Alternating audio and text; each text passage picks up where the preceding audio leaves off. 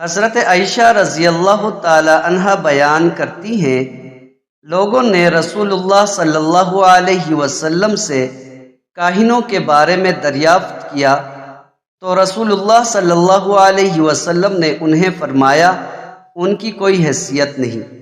انہوں نے عرض کیا، اللہ کے رسول، بعض اوقات وہ جو کہتے ہیں ویسے ہی ہو جاتا ہے۔ رسول اللہ صلی اللہ علیہ وسلم نے فرمایا، جب کسی سچی بات کو جن اوپر سے اچک لیتا ہے تو پھر وہ مرغی کی آواز کی طرح اسے اپنے ساتھی کے کان تک پہنچا دیتا ہے۔ کاہن لوگ اس میں 100 سے زیادہ جھوٹ ملا دیتے ہیں۔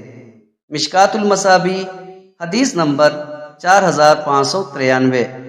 حضرت حفصہ رضی اللہ تعالی عنہا بیان کرتی ہیں، رسول اللہ صلی اللہ علیہ وسلم نے فرمایا، جو شخص کسی کاہن کے پاس جا کر اس سے کسی گمشدہ چیز کے بارے میں دریافت کرے تو اس شخص کی 40 روز تک نماز قبول نہیں ہوتی۔ مشکات المصابیح حدیث نمبر 4595۔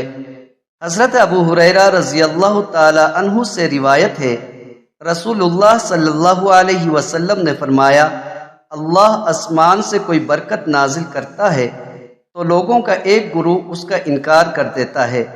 اللہ بارش نازل کرتا ہے لیکن وہ کہتے ہیں کہ فلاں ستارے کی وجہ سے بارش ہوئی ہے۔